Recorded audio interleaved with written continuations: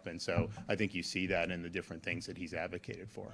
And for Dr. Latipo, what is your connection to the President and Department of Health connection between Tylenol and autism? And is there any efforts or planned efforts to make any changes here in Florida? Oh, that is above my pay grade, but if do you want to take that one? Well, you don't have. I think, is it safe to say that you could put out some, I don't know, I mean, you'll put out guidance if there's a need to, right? Yeah, I really appreciate what they're doing, and, it's messy. It's not one of these things that... Can you go to the mic? Thank you. So, I really appreciate what Senator Kennedy's doing, and, Dr. Jay Bhattacharya, who worked with the governor previously, Dr. Marty McCary at the FDA, Dr. Oz also. Again, there you have the merger of good intentions and courage. And, the data are messy. I've looked at it some with acetaminophen and pregnancy.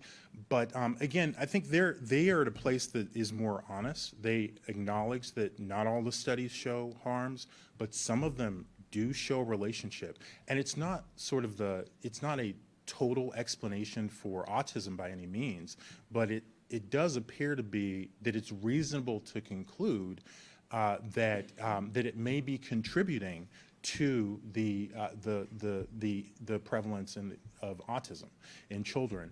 So, not all the studies find that, but some of the studies do find that, and some of those studies are very good. So I think that their recommendation is the right place to be in terms of discouraging its use. Also, it's more nuanced than how the media has presented it. The FDA has stated that these decisions should be made with the physician and the pregnant woman. But so so there is allowance for use of it, because fever in pregnant women is also dangerous.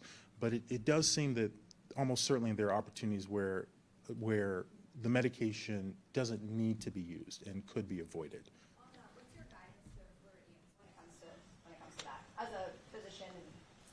I think if we're still looking at it, so we may have some more guidance, but it would probably be very much in line with where the FDA is. For And Dr. Latipo? let me just so bring it kind of back to what we're doing with cancer, just in terms of because I think Joe made some very important points. The modern medical machinery in this country, with a lot of the big companies, they're private companies, right? So their job, if they're going to put capital on the line, they're doing that because they're trying to get a return on that investment. And many of them are publicly traded, and so that's what they have to do for shareholders. There's nothing wrong with that. That's kind of how capitalism works. But the reality with that is that is not going to lead to them pursuing investments on things that may not quite be as promising sometimes. So what we're doing, and some of the things with the Innovation Fund, is we're not concerned about monetizing on the back end.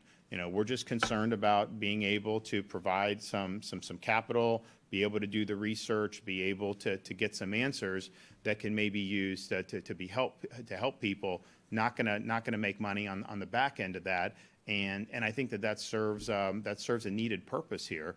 And I know some of the things with like generics and all this stuff. Like we want to provide the grants. We want people to do their thing, and if there's some stuff that can be helpful from that, that's great. All right, thanks everybody.